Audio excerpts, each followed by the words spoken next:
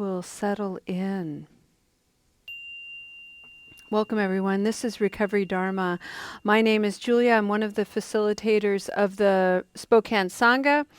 And today I wanted to spend our time doing a couple of things. So today we are going to do something very special. And I'm going to spend some time bringing your awareness to the altar. And then for our practice today, we are going to read some dedication verses from the deeds of the Bodhisattva. It's a recitation from Shantideva, the last verses you often hear me share at the end of Recovery Dharma meetings. They're absolutely beautiful. For those of you who don't know, Shantideva was a 8th century monastic, and he wrote some very beautiful prayers, and that's going to be the focus of our meditation today. The altar here is in honor of a beloved Sangha member, Trente, who died on Thursday.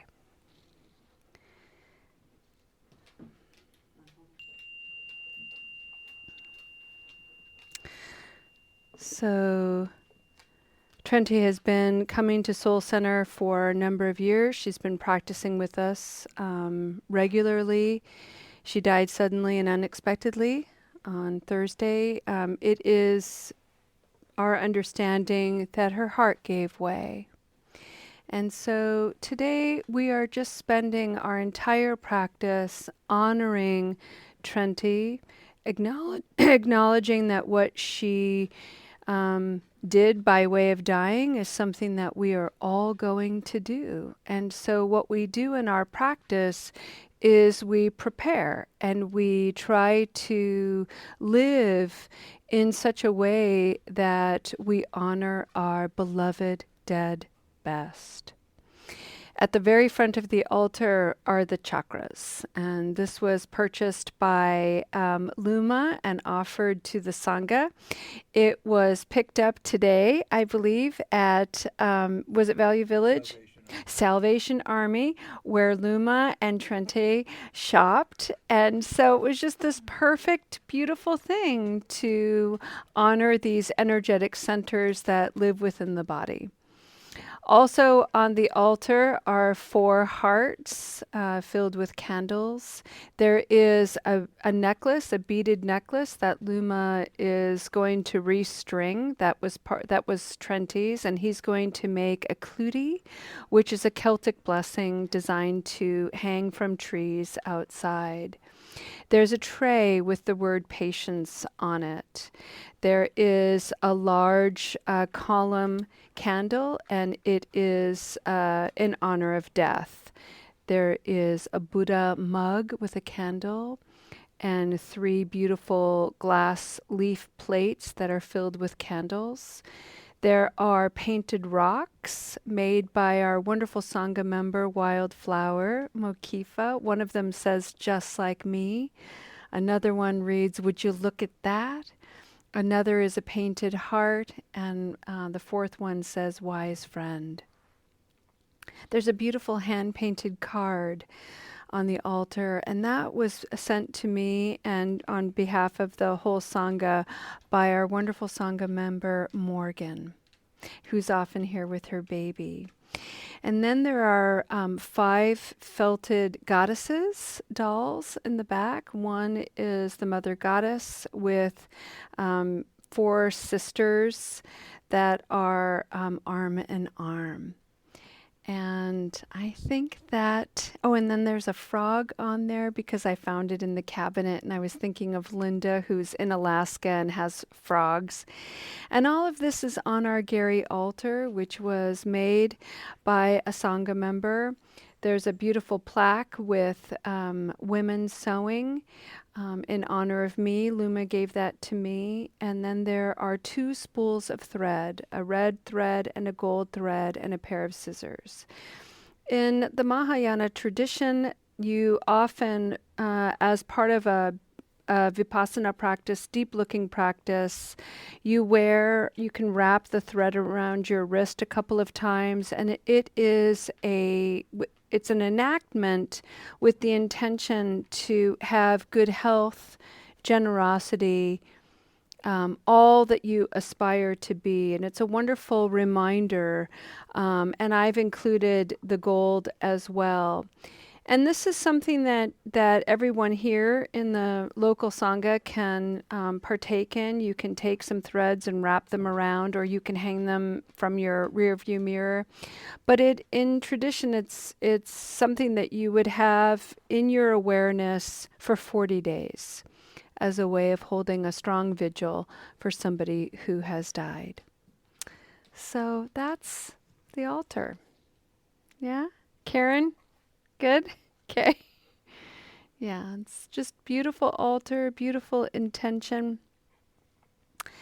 And so it's just a wonderful way of bringing forward this beautiful human being who we got to know. Some of us more than others. Luma was incredibly generous to Trente. He took her shopping. Weekly, he was a real anchor for her. And one of the things that I really appreciated about Trente is during the pandemic, she moved. She went to Puerto Rico to help with her family. And she checked in periodically, and I just didn't know what was going to happen to her. And then she came back and started to practice with us again. It was so cool. It was such a wonderful homecoming. And so I just want to bless this space and this community.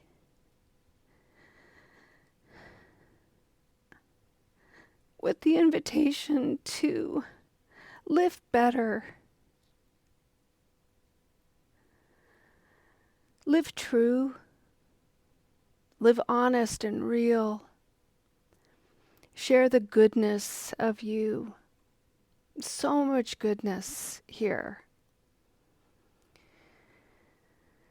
Share your awkwardness and weirdness. Fly your freak flags, people. Trente had a big frickin' freak flag. She was so wonderful that way. She was joyful. And she suffered deeply. Get to know your habit energy. Really get to know your habit energy. And be friendly towards yourself in the process. Be kind to yourself as you would be kind to Trente. And heal it.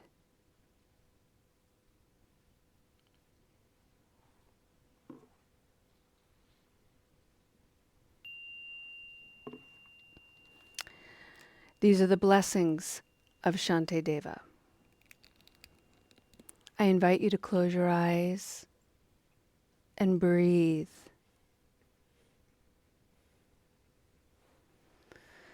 I invite you to soften your hearts. Open to the limitless possibility of the soul. Keep your mind's eye bright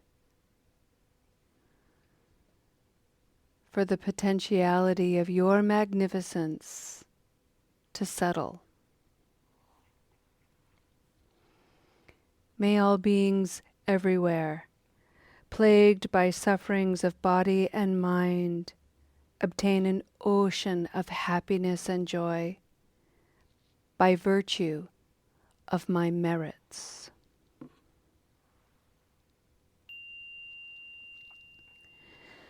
May no living creature suffer, commit evil, or ever fall ill. May no one be afraid or belittled with a mind weighed down by depression.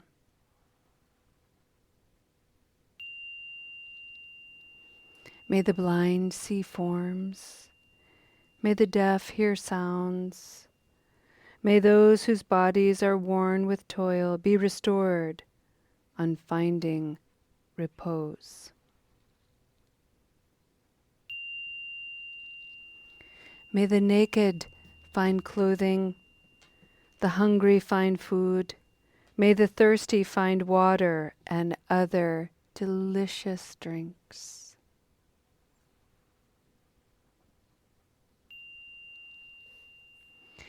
May the poor find wealth, those weak with sorrow find joy.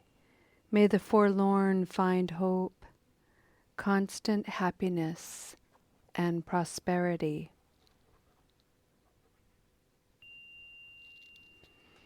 May all who are ill and injured quickly be freed from their ailments. Whatever diseases there are in the world, may these never occur again.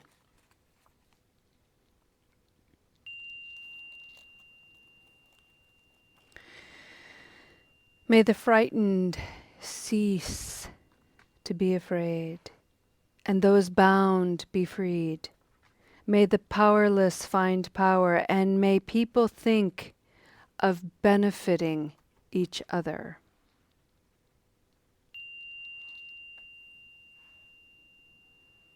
For as long as space endures, and as long as living beings remain, until then may I too abide to dispel the misery of the world.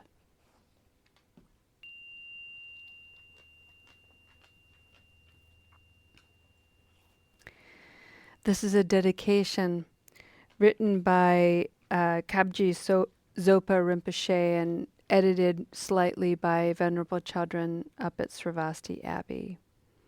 This is called a dedication for a meaningful life.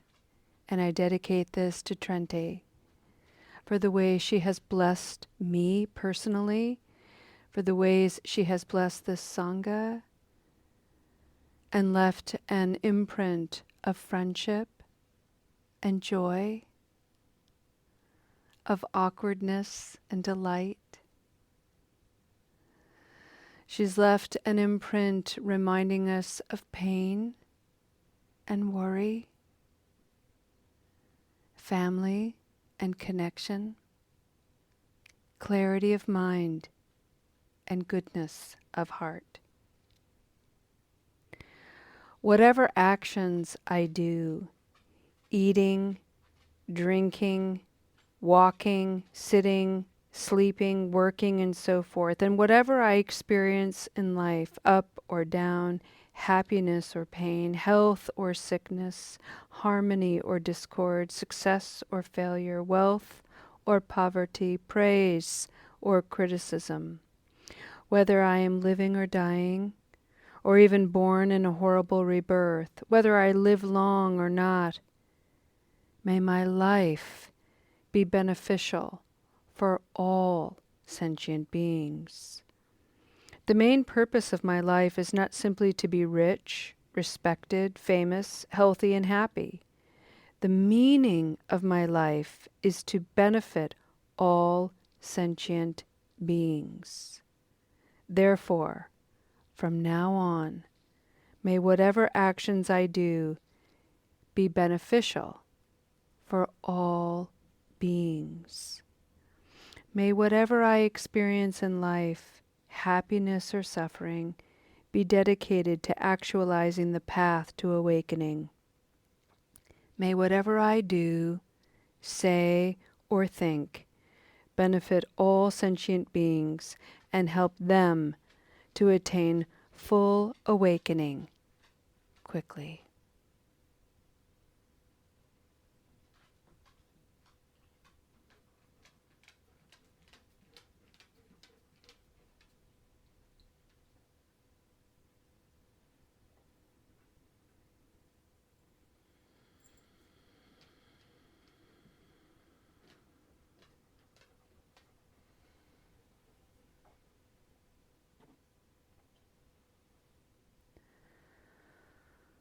For the month of April, we are going to be exploring duality. And so, with this aspiration to be of benefit, we must fearlessly also explore the ways we have been unskillful, not of benefit,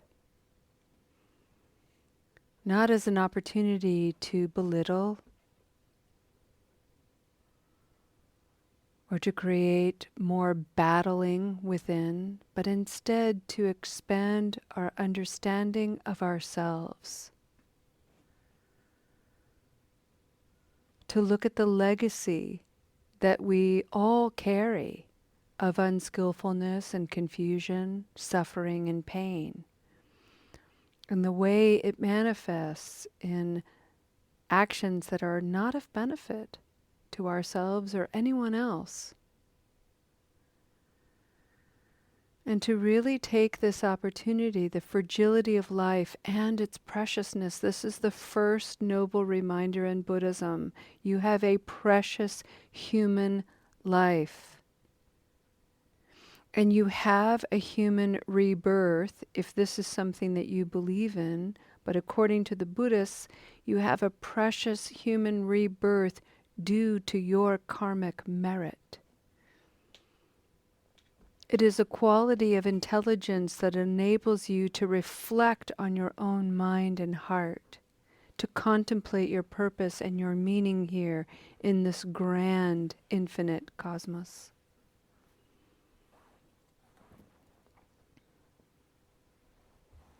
And at times it doesn't feel like a gift. And that's true, and not the whole truth.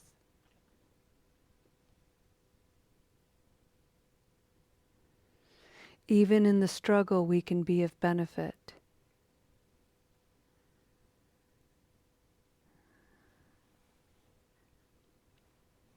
Even in a sour mood, to not squish a spider is of benefit.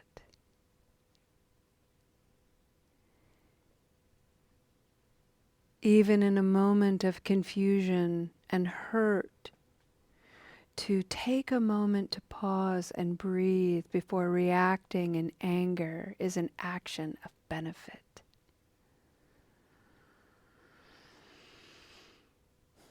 Subtle, pristine. That is the invitation to practice, not to attain some kind of perfection, but simply to awaken to practice being more practice. There will always be conditions in our life that test us and challenge our capacity to be beneficial. And that's okay. Invite it to be perfect. Invite it to be okay and learn from it. Open to it. Continue to dedicate yourself toward the aspiration of being of benefit and remind yourselves of your loved ones. We have many Sangha members for whom death is a close companion.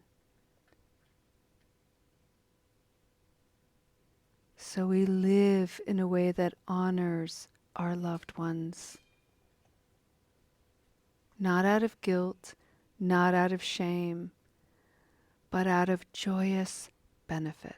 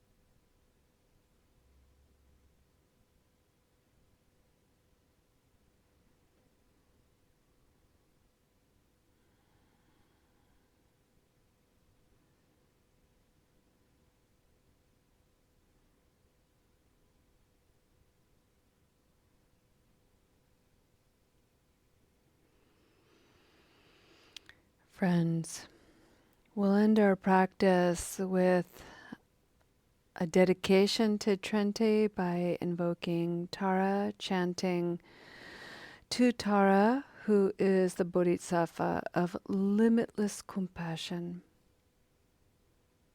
If you know this chant, you can chant with me. I will do it a couple of times, and that way you can pick up on the tune. It's not difficult. So taking a deep breath.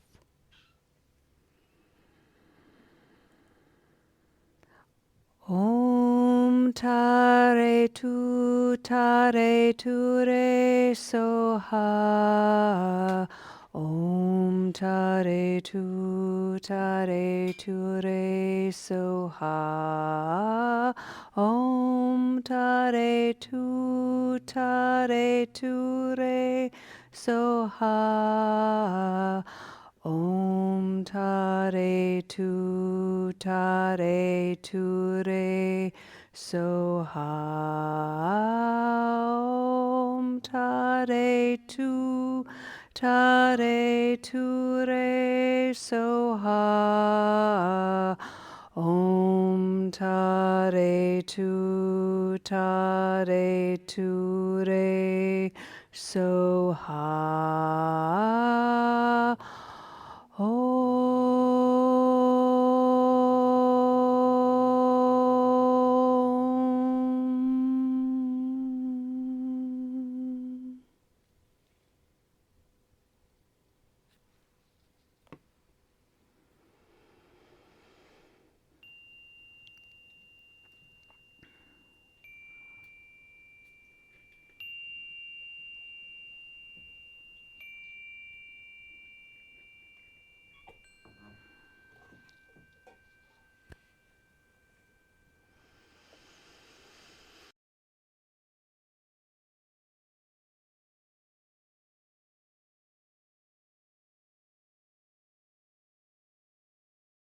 So we'll just take this moment and maybe just put hands at the heart. You can cross your hands over your heart or put them in prayer pose if you'd like to.